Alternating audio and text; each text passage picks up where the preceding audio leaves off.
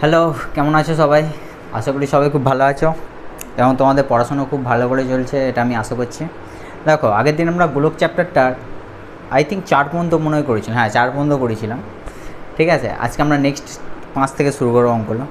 ঠিক আছে, বেশি কথা না বলে শুরু করা যাক। 5 অঙ্কটা কোষে দেখি 12, তোমাদের ওয়েস্ট বেঙ্গল বোর্ডের যে কোষে দেখি 12, ওয়েস্ট বেঙ্গল বোর্ডে পশ্চিমবঙ্গ মধ্য শিক্ষা পর্ষদের পরে কোষে দেখি 12তে 5 অঙ্কটা। কোনো গোলাকার গ্যাস বেলুন ফেলবার সময় তার ব্যাসার্ধের দৈর্ঘ্য 7 সেমি থেকে 21 সেমি হলে বেলুনটির পূর্বের ও পরে সমতলের ক্ষেত্রফল কত? তাহলে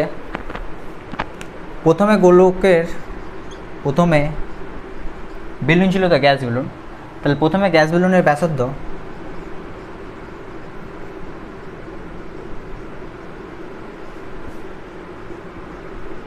আচ্ছা 5 অঙ্কটা, প্রথমে গ্যাস বেলুনের ব্যাসার্ধ ইকুয়াল টু কত সেমি আছে? 7 সেমি। তাহলে ইকুয়াল টু 7 সেন্টিমিটার। ঠিক আছে, তাহলে অতএব প্রথমে গ্যাস বেলুনের তাহলে কী হচ্ছে, বেলুনের গ্যাসটা কোথায় থাকে? বেলুনের ভিতরে থাকছে। তাহলে বেলুনের ভিতরে থাকলে কী হচ্ছে, ভিতরে থাকলে কী হচ্ছে, সেটা সমতলের ক্ষেত্রফলটা ব্যবহার করতে হবে। তাহলে প্রথমে গ্যাস বেলুনের অত গ্যাস বেলুন লিখতে হবে না, প্রথমে বেলুনের সমতলের ক্ষেত্রফল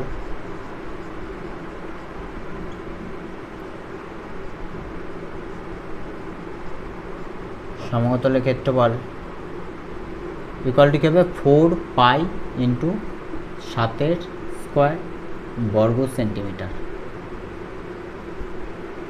এটা তাহলে কী হচ্ছে, প্রথমে গ্যাস বেলুনের ব্যাসার্ধ 7 সেমি থেকে তো 21 সেমি হয়েছে। তাহলে প্রথমে ব্যাসার্ধ কত ছিল? 7 সেমি।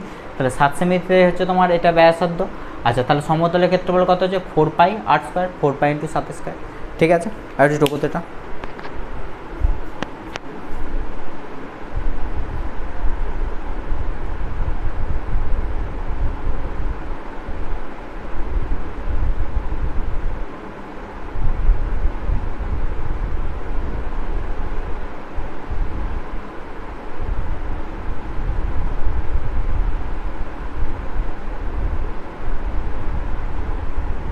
ঠিক আছে, তাহলে প্রথমে গ্যাস বেলুনের ব্যাসার্ধ এটা,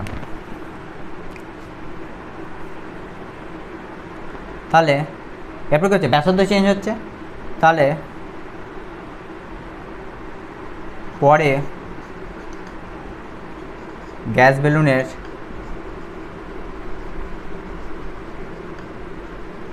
ব্যাসার্ধ কত সেমি হয়েছে? 21 সেন্টিমিটার। আচ্ছা, এখানে ক্যালকুলেশন করতে হবে না। কেন ক্যালকুলেশন করতে হবে না আমি একটু পরে আসছি, এখানে ক্যালকুলেশন করার দরকার নেই। 21 সেন্টিমিটার। তাহলে অতএব পরে বেলুনের সমতলের ক্ষেত্রফল ইকুয়াল টু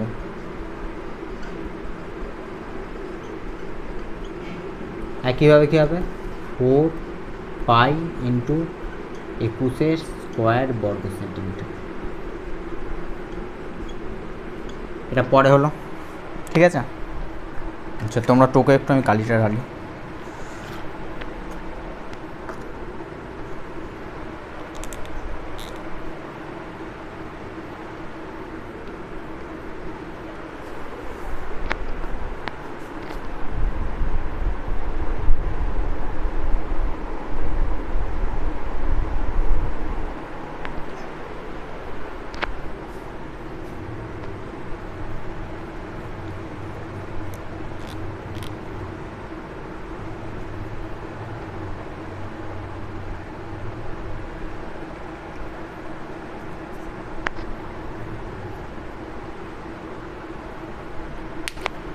তাহলে পরে সব বেলুনের সমতলের ক্ষেত্রফল এটা হয়েছে।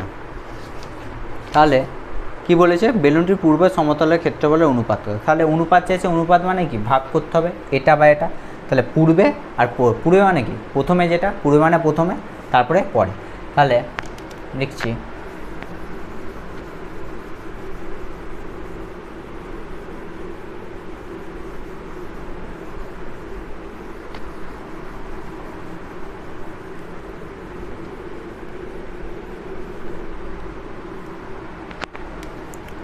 অতএব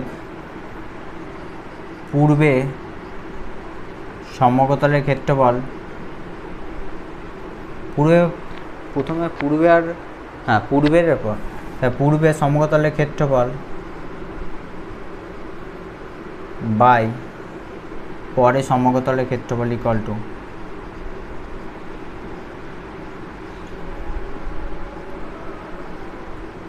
তাহলে পূর্বে কত ছিল 4 পাই ইন্টু 7 স্কোয়ার, এটা পূর্বে ছিল। পরে কত হচ্ছে 4 পাই ইন্টু 21 স্কোয়ার। তাই দেখো কেন ক্যালকুলেশন করতে বারণ করেছিল, আর দেখো 4 পাই কি হচ্ছে কেটে যাচ্ছে, তাহলে ওপরে কী পড়ে থাকছে 7 ইন্টু 7, 7 স্কোয়ার মানে 2 বার 7 ইন্টু 7, আর নিচে কত থাকছে 21 ইন্টু 21, তাহলে 3 7 21 আর 3 7 21। আচ্ছা এখানে কিছু নেই মানে কত 1 পড়ে আছে, তাহলে ইকুয়াল টু 1/9। ঠিক আছে, তাহলে ইকুয়াল টু 1/9। তাহলে অনুপাত চেয়েছে, তাহলে অতএব পূর্বে আর পরে অনুপাতই তো চেয়েছে নাকি, হ্যাঁ। তাহলে অতএব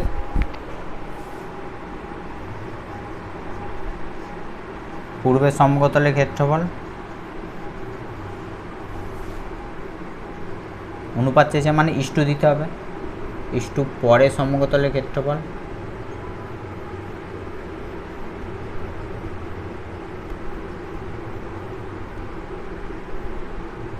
ইকুয়াল টু 1:9। কমপ্লিট, এটাই টুকু।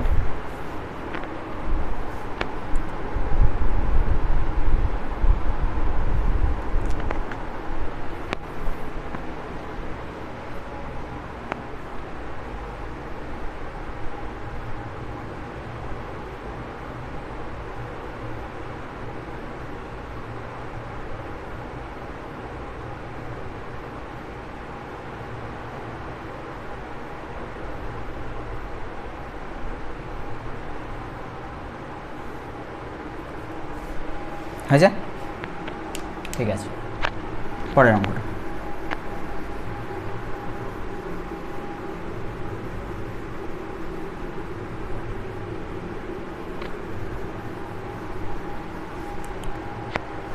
কি বলেছে, অর্ধগোলাকৃতি একটি বাটির দৈর্ঘ্যতে এত বড় সময় পাত লেগেছে, বাটির মুখের ব্যাসের দৈর্ঘ্য, তাহলে ব্যাসের দৈর্ঘ্য চাইছে, তাহলে আমাকে অবশ্যই ব্যাসের দৈর্ঘ্য। আচ্ছা দেখো একটা অর্ধগোলাকৃতি বাটি, এটা একটা বাটি, এই বাটিটার বলেছে পাত লেগেছে এত, পাত তাহলে কী হচ্ছে যেটা বাইরে থাকছে, পাতটা মানে কি, যেমন তোমরা পড়ো নি পাত দিয়ে হচ্ছে তোমার এই পাতটার ওপরে হচ্ছে তোমার বাড়ি একটা পাতের ওপরে এই লোহার পাতের ওপরে এইটা তৈরি করা হচ্ছে, তাহলে পাতটা কোথায় থাকছে, পাতটা এই বাইরে থাকছে, তাই তো বাইরের দিকে থাকছে। তাহলে বাইরের দিকে থাকলে কী হচ্ছে বাইরে, এটা কি বার করতে হচ্ছে, তাহলে বাইরের দিকে যদি থাকে তাহলে বাইরের দিকে আমাকে কি বার করতে হয়, সমতলের ক্ষেত্রফল না বক্ষতলের ক্ষেত্রফল। ঠিক আছে, সমতল না, কারণ ভিতরে তো আমার পাতটা লাগছে না, বাইরে তো আমার পাতটা দিচ্ছে আর লোহাটা তো ভিতরে দিচ্ছি। ঠিক আছে, তাহলে এই পাতটা বাইরে দিচ্ছি, তাহলে কী বার করতে হবে আমাকে, বক্ষতলের ক্ষেত্রফল বার করতে হবে। তাহলে বাটির ব্যাসের দৈর্ঘ্য চেয়েছে, বাটির মুখের ব্যাসের দৈর্ঘ্য, তাহলে মনে করি প্রথমে বার করছি, মনে করি বাটিটির ব্যাসার্ধের দৈর্ঘ্য ইকুয়াল টু 8 সেন্টিমিটার। মনে করি বাটির ব্যাসের দৈর্ঘ্য ইকুয়াল টু 8 সেন্টিমিটার। ঠিক আছে, তাহলে অর্থাৎ বাটির সমতলের ক্ষেত্রফল ইকুয়াল টু এই সমতলে নয় সরি বক্ষতলের ক্ষেত্রফল, বক্ষতলের ক্ষেত্রফল যা পার্শ্বতলের ক্ষেত্রফল একই। ঠিক আছে, বক্ষতলের ক্ষেত্রফল ইকুয়াল টু অর্ধগোলকের ক্ষেত্রে বা কী হচ্ছে 2 পাই r স্কোয়ার বড় সেন্টিমিটার, এটা সূত্র অর্ধগোলকের। ঠিক আছে, তাহলে শর্তানুসারে এটা মানে কত পাত লেগেছে সেটাই তো বলেছে, 2 পাই r স্কোয়ার ইকুয়াল টু কত 127/2/7, কারণ এই পরিমাণ পাতটাই তো লেগেছে বলেছে, তাহলে 127/2/7 বর্গ সেমি পাত লেগেছে। তাহলে এই যে পাতটা লাগছে এতে বাটিটার বক্ষতলে, তাহলে এইটাই কী হচ্ছে এই পাতটায়, তাহলে এই দুটো সমান হয়ে যাচ্ছে আমার। ঠিক আছে, তাহলে বা 2 × 22/7 × 8 স্কোয়ার ইকুয়াল টু, এটা পুনরা ভাঙবে, নিচে তো অবশ্যই 7 থাকবে, 127কে 7 দিয়ে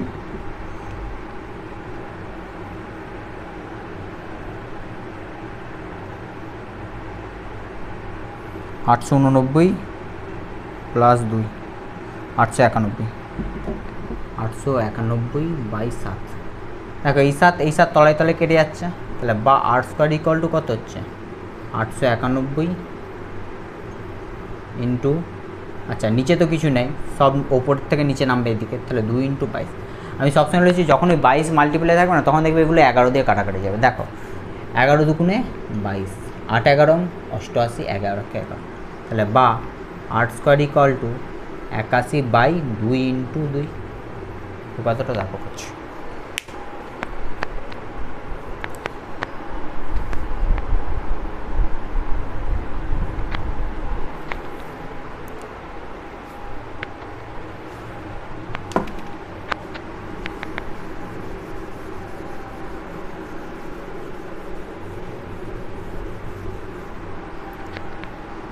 তাহলে বা আর স্কোয়ার ইকুয়াল টু, বা আর ইকুয়াল টু একবার করে দিই, আর ইকুয়াল টু 81/2 × 2 নিচে। আচ্ছা বা আর ইকুয়াল টু তাহলে কত আসছে, নিচে তো 2 অবশ্যই আসবে কারণ দুটো 2 আছে, একটা 2 বেরিয়ে আসে বর্গের মূলের ভিতরে থাকলে, তাহলে এখান থেকে 2 একটা বেরোচ্ছে। আচ্ছা 81 কী মান যায় 9 9 81, তাহলে কী বেরোবে 9 বেরোবে, 9/2।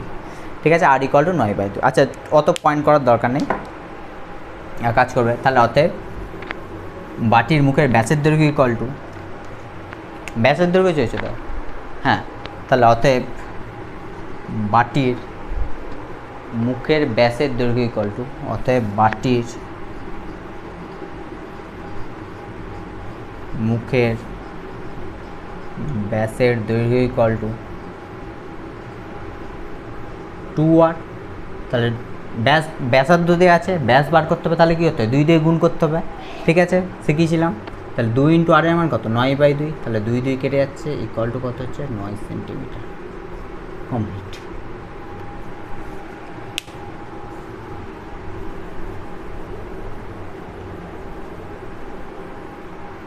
টুকে নাও।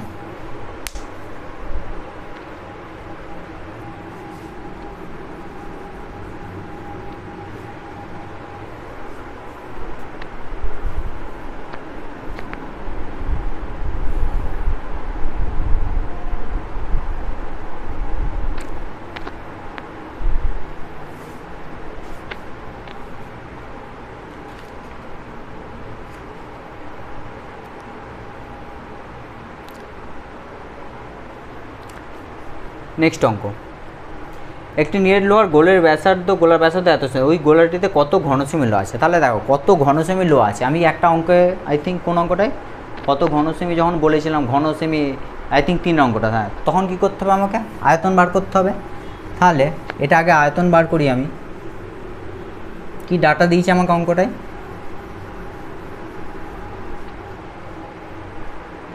বলেছে একটি নিরেট লোহার গোলের ব্যাসার্ধ এত সেন্টিমিটার। তা লোহার গোলার ব্যাসার্ধ দিয়েছে, তাহলে আচ্ছা কতটা করাচ্ছে এটা 7টা, আগেরটা 6টা হলো এটা। তাহলে লোহার গোলার ব্যাসার্ধ আর ইকুয়াল টু কত সেন্টিমিটার, কত দিয়েছে 2.1 সেন্টিমিটার।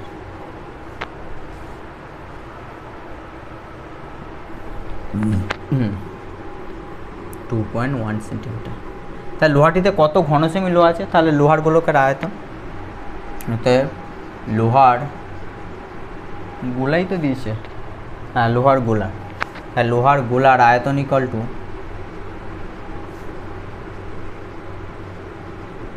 কত হচ্ছে 4/3 πr3, তাহলে 4/3 ইন্টু পাই মানে কত হচ্ছে 22/7 ইন্টু 2.1 তার হোল কিউব, তাহলে 4/3 ইন্টু 22/7 ইন্টু 2.1 ইন্টু 2.1 ইন্টু 2.1, 3 বার 2.1 লিখে দিলাম। ঠিক আছে, তাহলে এটা দশমিক তুলে, তাহলে 3 7 21, 7 7 কেটে যাচ্ছে, বাদ বাকি এটা গুণ করতে হবে, আর কিছু কাটলেও সেই ঝামেলাই হবে, তার থেকে মঞ্চ গুণ করে দশমিকটা কাজ করো। 4/8 88, 88 21 21 441,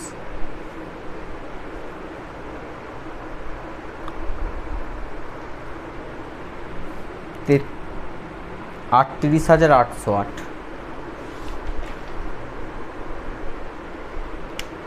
তাহলে 38,808। আচ্ছা, এখানে 2 টাকা দশমিক তুলে নিলাম, আর এখানে নিচে 10 নামছে, আর 10 আছে। তাহলে কী হবে, 10 থাকলে আর একটা ঘর দশমিকটা এগিয়ে যাবে, তাহলে 38.808 ঘন সেমি।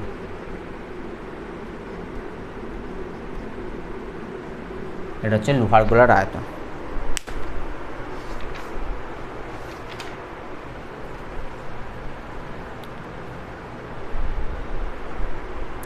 ঠিক আছে, টোকো তারপর হচ্ছে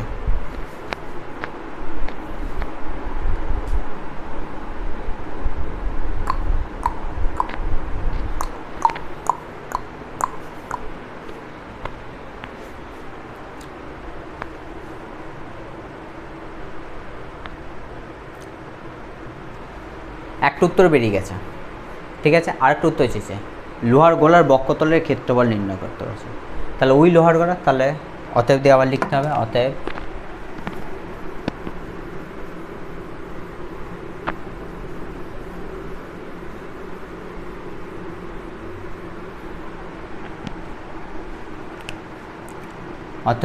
লোহার গোলার বক্রতলের ক্ষেত্রফল ইকুয়াল টু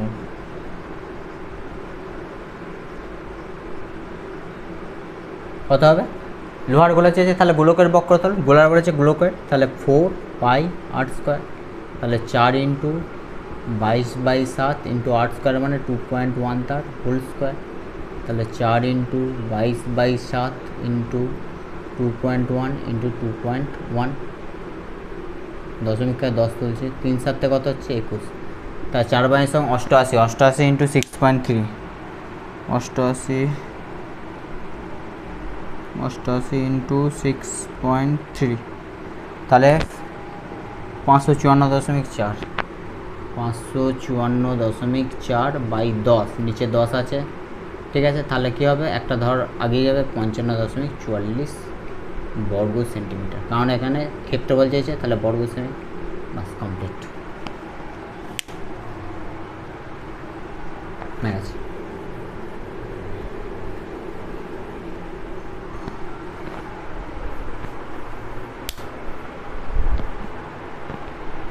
কমপ্লিট।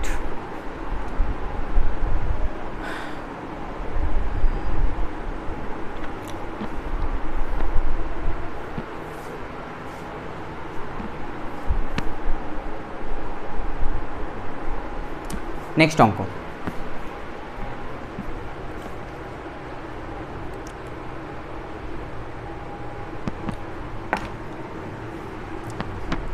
একটি নিরেট লোহার গোলকের ব্যাসের দৈর্ঘ্য এত সেন্টিমিটার, ওই গোলকটি গলিয়ে এত গোলকের আয়তন তৈরি করলে করা যাবে।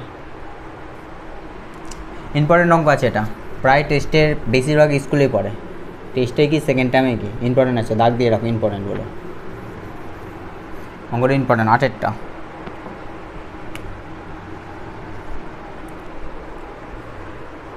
আচ্ছা, নিরেট একটা গোলক, একটা ধরো গোলক নিচ্ছি, এই একটা গোলক, ঠিক আছে, আমি তো কথা এই গোলকটাতে আমি কি করছি, গলিয়ে এরকম ছোটো ছোটো কিছু গোলক তৈরি করবো, বুঝতে পারলে? আমার হাতে গোলক নেই যেহেতু আমি মোবাইলটাকে দেখেছি, এইরকম একটা গোলক থেকে এরকম একটা গোলক আমাকে তৈরি করতে হবে, ছোটো ছোটো, ঠিক আছে, বুঝতে পারলে? সেরকম আমাকে গোলক তৈরি করার জন্য কতগুলি গোলক তৈরি হবে সেটা আমাকে বার করতে হবে। তাহলে একটা বড় গোলক দিয়েছে আর একটা ছোটো গোলক, ছোটো গোলকের ব্যাসার্ধ দিয়েছে, বড় গোলকের ব্যাসার্ধ, তাহলে বড় গোলকের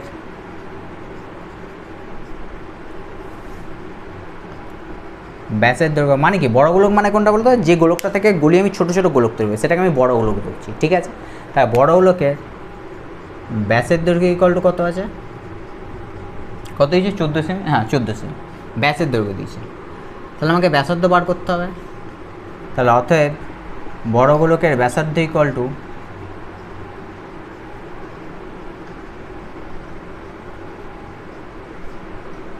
ব্যাসার্ধ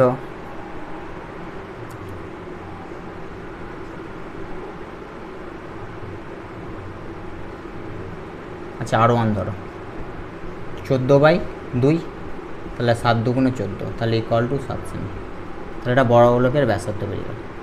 তা বড় গোলকটাকে কী হচ্ছে গলিয়ে তো আমাকে হচ্ছে তোমার ছোটো ছোটো গোলক তৈরি করব। তাহলে বড় গোলকটা গলালে কী হচ্ছে, গলানোর ক্ষেত্রে কী হচ্ছে, বড় গোলকটার আয়তনটা আমাকে গলাতে হচ্ছে, তাই তো। তাহলে বড় গোলকের আয়তনটা আমাকে বার করতে হবে। তাহলে অতএব বড় গোলকের আয়তন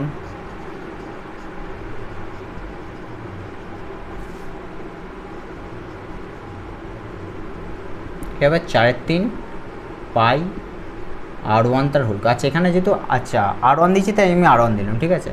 তাই 4/3 ইন্টু 22 আচ্ছা 1 মিনিট শর্ট আরও করো, 4/3 পাইটা এমনি রেখে দাও, 4/3 পাই R1 মানে কত হচ্ছে 7-এর কিউব, তাহলে 7/কিউব 7-এর কিউব ঘনসেমি। এটা বড়গুলোকের আয়তন বেরিয়ে গেল, ঠিক আছে। আর ছোটোগুলোকে ব্যাসের দৈর্ঘ্য দিয়ে দিচ্ছে। আচ্ছা ছোটোগুলোকে অলরেডি ব্যাসার্ধ দিয়ে দিয়েছে, ছোটোগুলোকে ব্যাসার্ধ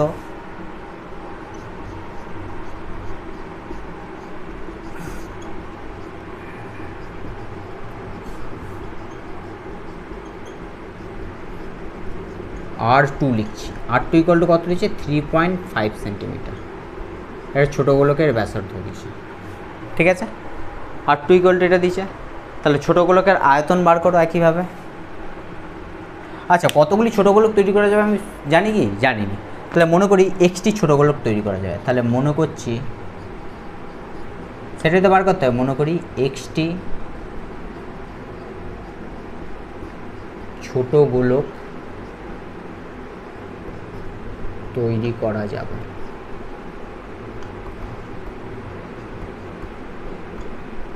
ঠিক আছে। Xটি ছোটো গোলক তৈরি করা যাবে, এতটুকু তারপর করছি।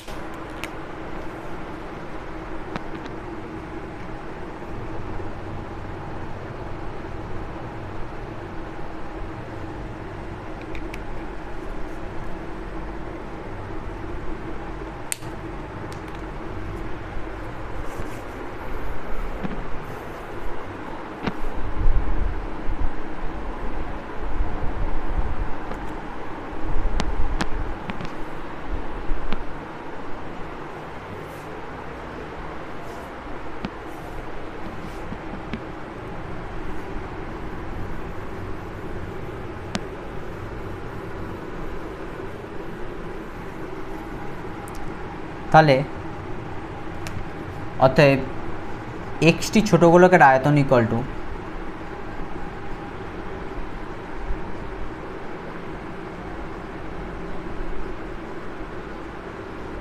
কী হবে, ছোটো গোলকের আয়তন কত হবে 4/3 পাই আর R2 তার হোল কিউব, তাহলে 3.5 তার হোল কিউব। কিন্তু এখানে তো একটা গোলক তৈরি করি আমি, কটা গোলক তৈরিছি এক্সটা, তাহলে এক্সটা গুণ করে দেবো আমি এখানে, বুঝতে পারলে, ঠিক আছে। একটা করলে 1 দিয়ে গুণ হবে, দুটো করলে 2 দিয়ে গুণ হবে, এরকম ব্যাপার। তাহলে শর্তানুসারে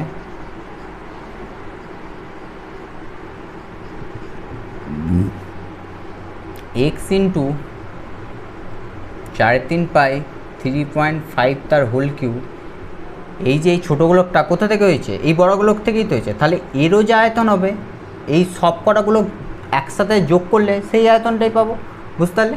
তাহলে কী হবে 4/3 পাই 7-এর কিউব, বুঝতে পারলে।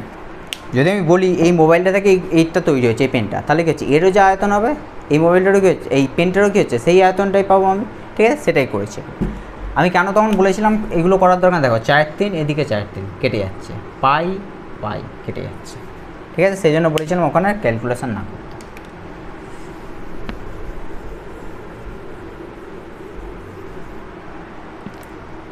তাহলে বা X = আচ্ছা X ইন্টু এটা কী লেখা যায় 3.5 ইন্টু 3.5 ইন্টু 3.5 = 7কে করলে 7 ইন্টু 7 ইন্টু 7 3 বার 7 লেখা যায়। তাহলে বা X = তাহলে কি লিখতে পারি 7 into 7 into 7 by 3.5 into 3.5 into 3.5। এগুলো গুণ আকারে আছে, এদিকে গেলে কী হচ্ছে সমানের দিকে গেলে ভাগ হয়ে যাবে, ঠিক আছে। সেটাই করেছি। আচ্ছা এখানে দশমিক তুললে কত আসবে উপরে 10 আসবে। আচ্ছা এখানেও দশমিক তুললে উপরে কত আসবে আবার 10 আসবে। এখানেও দশমিক তুললেও কী আসবে উপরে 10 আসবে। তা দেখো কাটছে 5 7 35, 5 7 35, 5 7 35। আচ্ছা 5 দুগুণে 10, 5 দুগুণে 10, 5 দুগুণে 10, ঠিক আছে। তাহলে বা এক্স ইকাল টু কত হচ্ছে 2 2 2 সব কটা, তাহলে গুণ হচ্ছে, তাহলে বা এক্স ইকাল টু তাহলে কত হচ্ছে,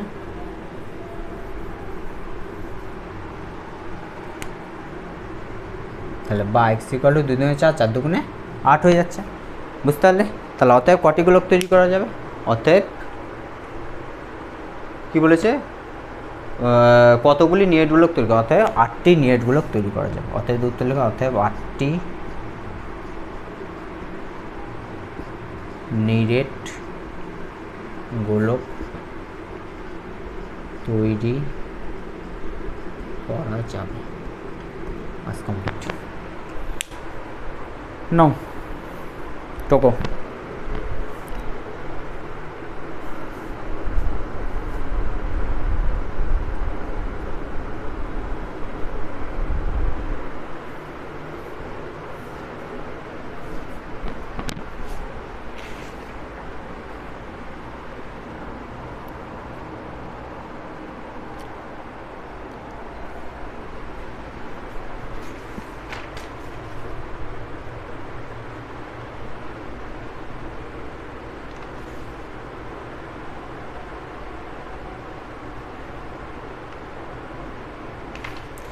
নয়টা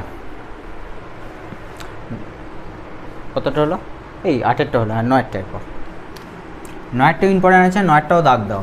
9টা খুব ভালো অঙ্ক, টেস্ট পেপারে যখন পাবে এবিটিআই কি আর পরশুতে যে টেস্ট পেপারটা সেটাও বার করবে যখন, পেজে পেজে পাবে। ঠিক আছে, গোলক থেকে এই কটা অঙ্ক ইম্পর্টেন্ট, আর উদাহরণ থেকে একটা আছে, বেশি নয়। ঠিক আছে, কর্মী থেকে থেকে মোট 8 নাম্বার পড়ে, 4 নাম্বারে 2টো অঙ্ক পড়বে, 3টে অঙ্ক দেওয়া থাকে, 2টো অঙ্ক করতে হয় 4 নাম্বারে। ঠিক আছে, 9টা ইম্পর্টেন্ট আছে, 9টাও দাগ দাও। কী বলেছে, 3 সেমি 4 সেমি ব্যাসার্ধের নিরেটগুলোকে তামাক গোলকগুলোয়ে নিরেট বড় গোলক তৈরি করা হলো। বড় গোলকটি ব্যাসার্ধের দৈর্ঘ্য। আগেরটা কী হয়েছিল, বড় গোলক থেকে আমি ছোটো ছোটো গোলক তৈরি করেছিলাম, এখানে উল্টো কেস হচ্ছে। এখানে কী হচ্ছে, ছোটো ছোটো গোলকগুলোকে গলিয়ে আমি কী করছি, একটা বড় গোলক তৈরি করছি। তাহলে ছোটো ছোটো গোলকের ব্যাসার্ধ দিয়ে দিয়েছে, তাহলে দেখো 3 সেমি, এক লাইনে লেখার চেষ্টা করে পরের লাইনে আমি ডট ডট দিয়ে দেবো। ঠিক আছে, 3 সেমি ব্যাসার্ধ বিশিষ্ট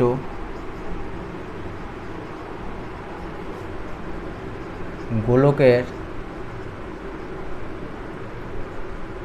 আয়তন ইকাল টু কী হবে, 4/3 পাই, ব্যাসার্ধ কত হচ্ছে 3 সেমি, 3 সেমি ব্যাসার্ধ হচ্ছে 4/3 পাই 3³ ঘন সেমি। এটা হচ্ছে তোমার 3 সেমি। তারপর কত দিয়েছে, 4 সেমি ব্যাসার্ধ বিশিষ্ট, 4 সেমি তো, হ্যাঁ 4 সেমি ব্যাসার্ধ বিশিষ্ট গোলকের আয়তন ইকাল টু কত হচ্ছে, 4/3 পাই 4³ ঘন সেমি। সেমভাবে কী হচ্ছে, 5 সেমি ব্যাসার্ধ বিশিষ্ট দিয়েছে, 5 সেমি গোলকের আয়তন ইকাল টু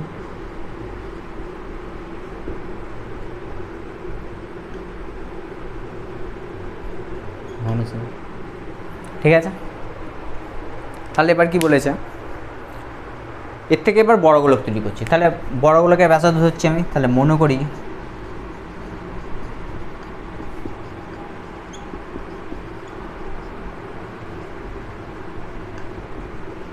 বড় গোলকের ব্যাসার্ধ ইকুয়াল টু বড় 8 সেন্টিমিটার। এটা হচ্ছে বড় গোলকের ব্যাসার্ধ। ঠিক আছে, তাহলে অতএব বড় গোলকের আয়তন কত হচ্ছে, তাহলে অতএব বড় গোলকের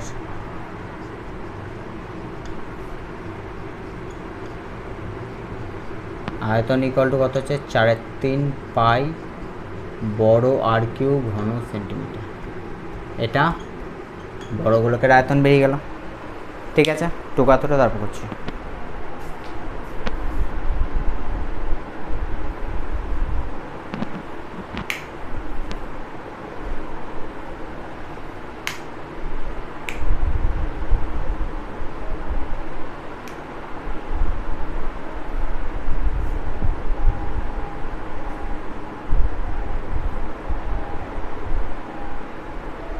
ঠিক আছে,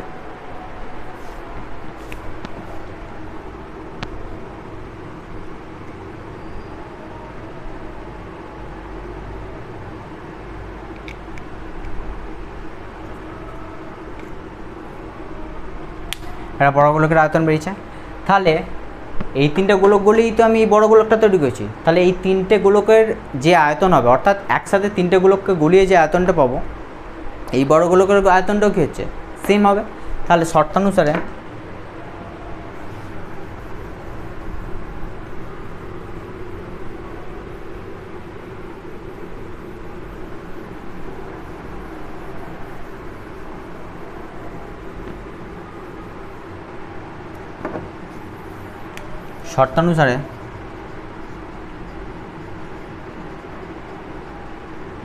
কী হচ্ছে, 4/3 পাই বড় আর Q equal to 4/3 pi 3 Q plus 4/3 pi 4 Q plus 4/3 pi 5 Q.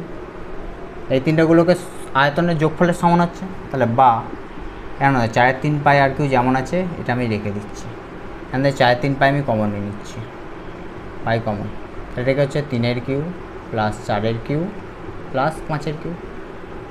এই তিনটেতেই দেখো 4/3 পাই কমন আছে, তাই 4/3 পাইটাকে আমি কমন নিচ্ছি। তাহলে দেখো 4/3 পাই পাই কেটে যাচ্ছে। তাহলে বা আর কিউ ইকুয়াল টু কত হচ্ছে, 3 কিউ মানে কত হচ্ছে 27, 4 কিউ মানে 64, 5 কিউ মানে 125। তাহলে বা আর কিউ ইকুয়াল টু 64 আর 17, 27 91, 91 125, 9 5 6 9 216, তাহলে 216।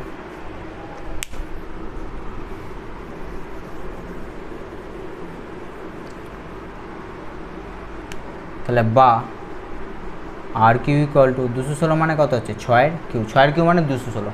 216 কীরকম ভাঙবে দেখবে, তিনটে যায়, 6 3 6 18, 6 6 36 আর 6 6 36, তিনটে 6 তাই 6 কিলো। তাহলে বা উভয় দিক থেকে কিউ কিউ কেটে যাচ্ছে, বা আর ইকুয়াল টু 6। ঠিক আছে। তাহলে অতএব বড়গুলোকে কী চেয়েছে, ব্যাস চেয়েছে না ব্যাসার্ধ, ব্যাসার্ধ। কারণ অতএব বড়গুলোকে ব্যাসার্ধের দৈর্ঘ্য, তাহলে অতএব বড় গোলকের ব্যাসার্ধের দৈর্ঘ্য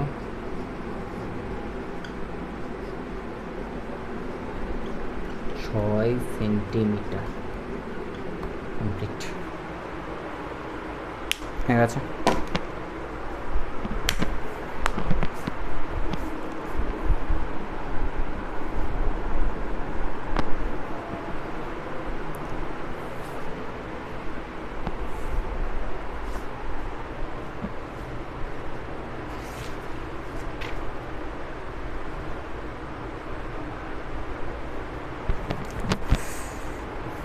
ঠিক আছে, 10টা পড়ো সবাই একবারটি।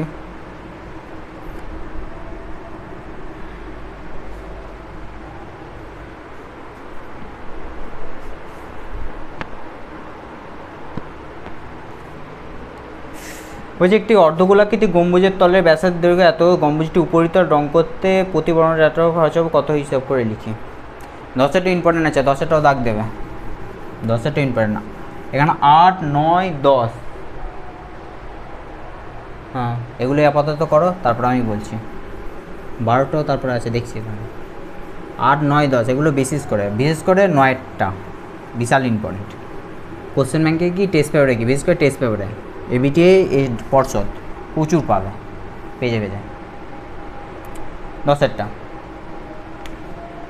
তাহলে অর্ধগোলাকৃতি গম্বুজের ব্যাসের দৈর্ঘ্য এত দিয়ে দিচ্ছে, গম্বুজটা উপরিতল রং করতে। আচ্ছা গম্বুজটা উপরিতল রং করতে বলছে, তাহলে উপরিতল যদি রং করতে চাই তাহলে কী হচ্ছে, গম্বুজের সমতলের ক্ষেত্রফল ব্যবহার করবো না পার্শ্বতলের ক্ষেত্রফল, মানে বক্ষতলের ক্ষেত্রফল। অবশ্যই বক্ষতলের ক্ষেত্রফল, কারণ গম্বুজের উপরিতল রং করতে বলছে তো, ঠিক আছে, চতুর্দিকটা তো নয়। তাহলে গম্বুজের উপরিতল রং করতে গেলে আমাকে কী দরকার, বার করতে হবে বক্ষতলের ক্ষেত্রফল।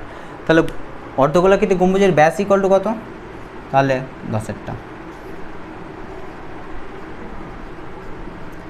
অর্ধগোলাকৃতি গম্বুজের ব্যাসের দৈর্ঘ্য ইকুয়াল টু কত, 42 ডেসিমিটার আই থিঙ্ক আছে, হ্যাঁ 42 ডেসিমি। এটা অর্ধগোলাকৃতি গম্বুজের ব্যাসের, তাহলে ব্যাসের দৈর্ঘ্য দিচ্ছে, অর্থাৎ গম্বুজের ব্যাসার্ধের দৈর্ঘ্য ইকুয়াল টু কত,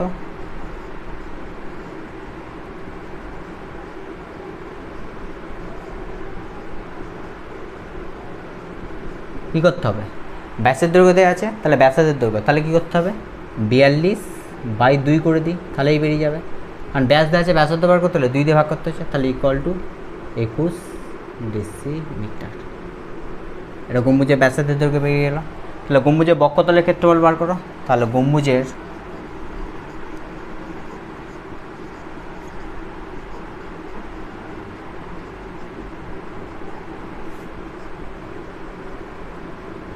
বক্ষতলের ক্ষেত্রফল ইকুয়াল টু কত হচ্ছে, তাহলে অর্ধগোলাকৃতি বলেছে, তাহলে বক্ষতলের ক্ষেত্রফল বার করতে গেলে করতে 2πr² হচ্ছে, তাহলে অর্ধগোলাক 2πr², তাহলে 2π, আচ্ছা ব্যাসার্ধ এখানে একটু আর করে দাও তো, সরি ভুলে গেছিলাম, আর ইকুয়াল তো 2πr² ইকুয়াল টু কত হচ্ছে, আচ্ছা 2π ইন্টু 21² বর্গ ডেসিমি। এটা গম্বুজের বক্ষতলের ক্ষেত্রফল বার হয়ে গেল। ঠিক আছে, আচ্ছা কোনো ব্যাপার নেই, করো 2 ইন্টু, এটা ক্যালকুলেশন করতেই হবে আমাকে, কিছু উপাদান। ঠিক আছে, আচ্ছা ক্যালকুলেশন করতে হবে, ছাড়ো এখন একটু।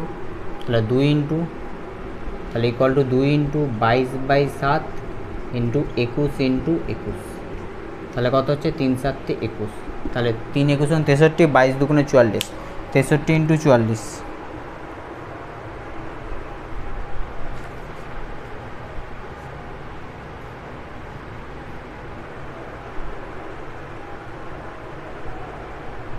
টু 2772 2772 বর্গ ডেসিমি।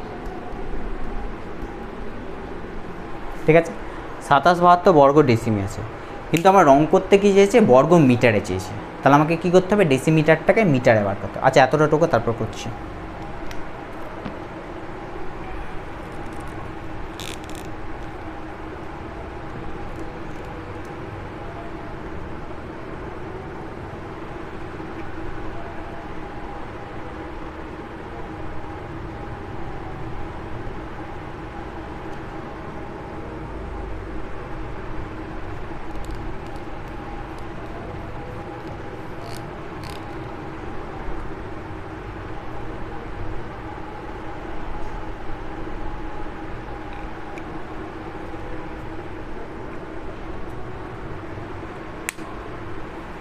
ঠিক আছে,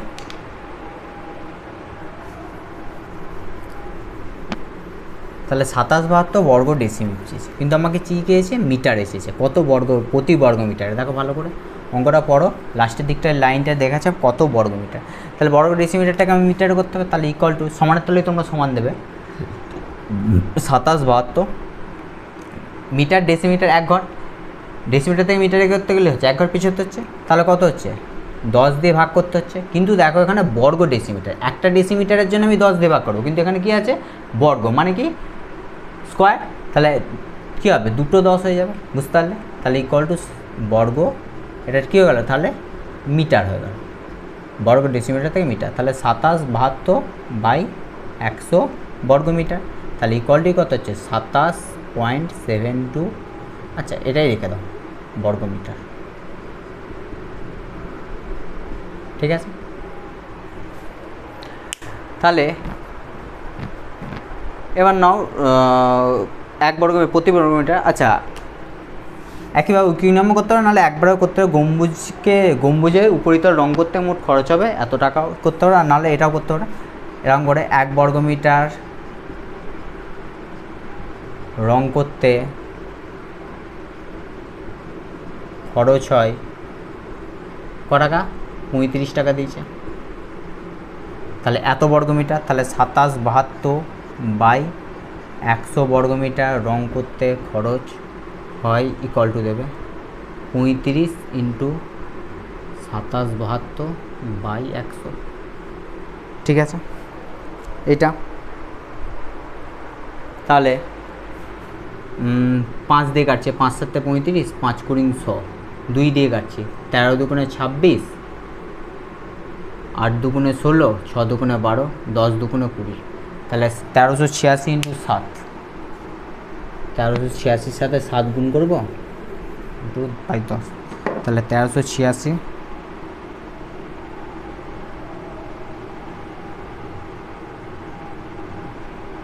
9702, তাহলে ইকুয়াল টু 9702/10, ঠিক আছে। তাহলে ইকুয়াল টু 970.2, দশমিক পুরো 2 হওয়ার পর্যন্তই নেয় জানো তো, তাই জন্য একটা শূন্য খায় 970.2, ঠিক আছে।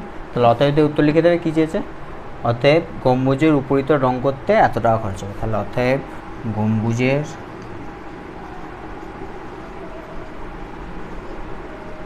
উপরিতল রং করতে 970.20 টাকা খরচ হবে। কমপ্লিট।